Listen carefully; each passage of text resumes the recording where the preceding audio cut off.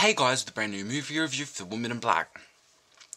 Now I started this film, it was really interesting. It had its storyline that you thought you knew.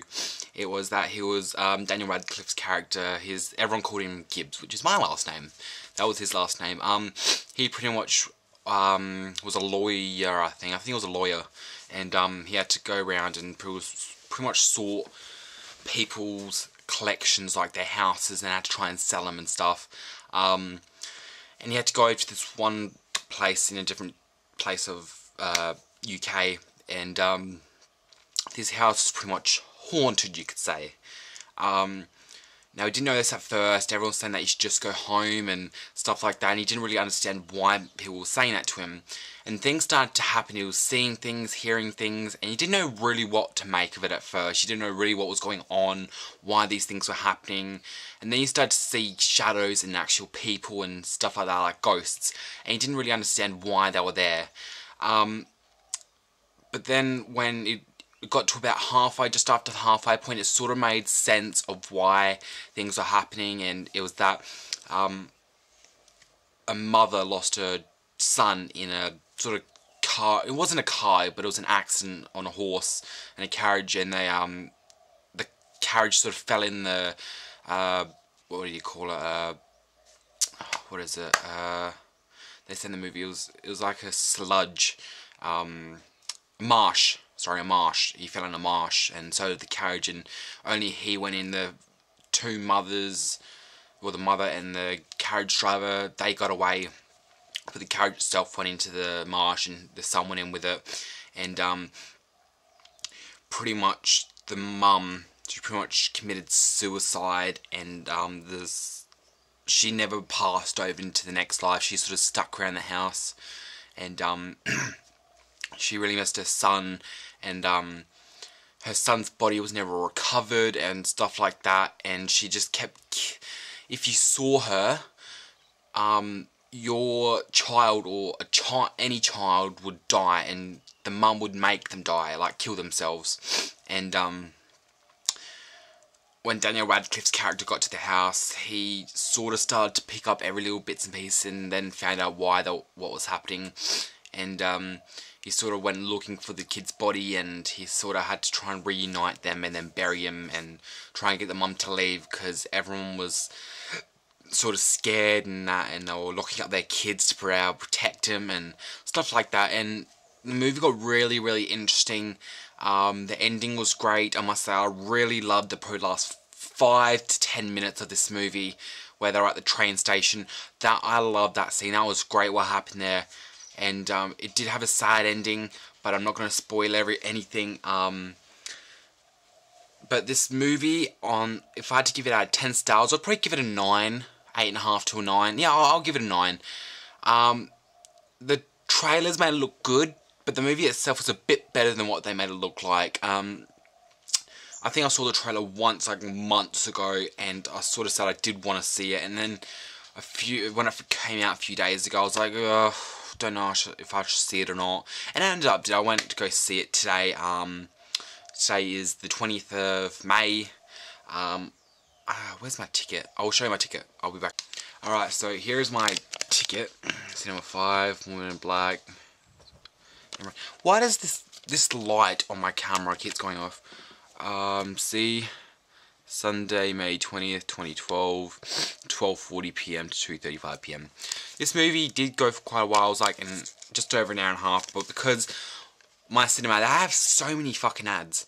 It's no joke, it's about half an hour worth of ads at the cinema, and they don't include it on the time on here. So you could walk in there at 12:30 and the credits have already, like the ads have already started. And you'll be sitting there for 10, 20, 30 minutes. It's gone, when are the ads gonna finish? And they'll just keep talking and talking and talking and talking, and they'll just keep previewing things. It's like, God, and they're not like ads for movies. They're like ads for other things, like cafes and stuff like that. It's like, we don't need to hear about this.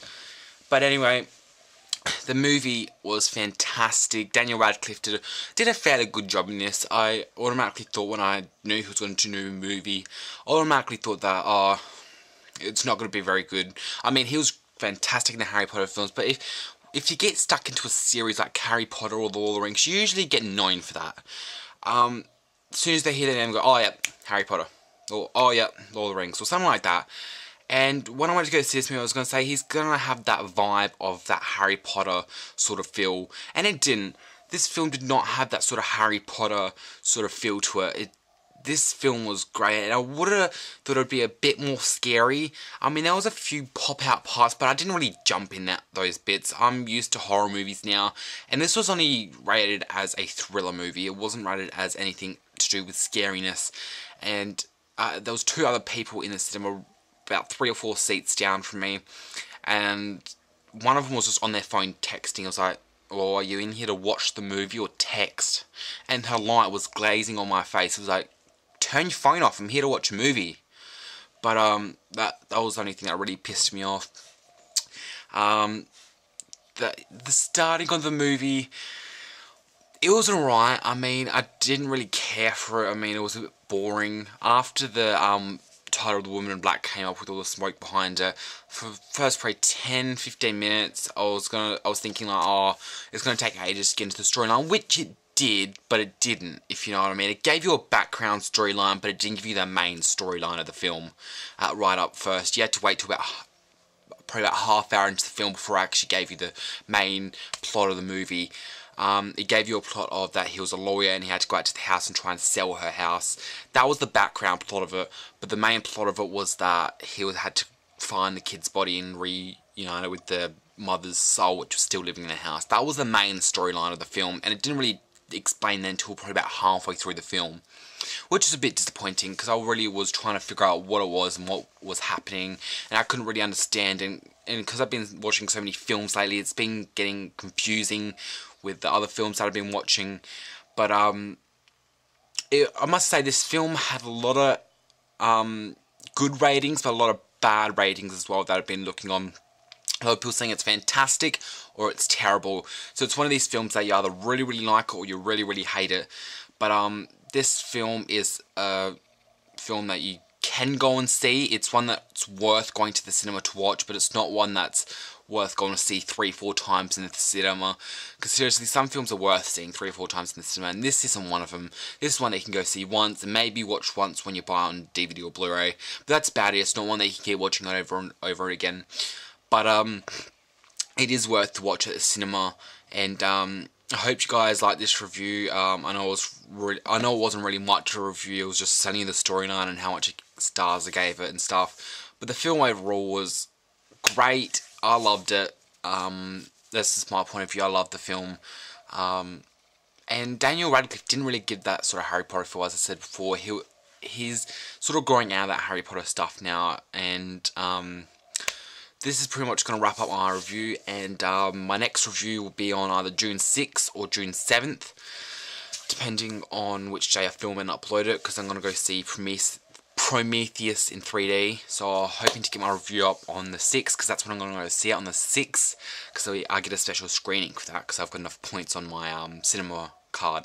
I get these cinema cards and stuff, and if you gain enough points you can go see like a special screening, or you can get the free food or something like that. But I'm pretty sure I've got enough points to go see this in advanced screening, so I'm really lucky to go see this. It's a 7:30 PM session, but I'm really glad to go and see this earlier than everyone else will in 3D, and I'm really excited to see that. So I hope to see you guys in my next review. Thanks a lot for watching.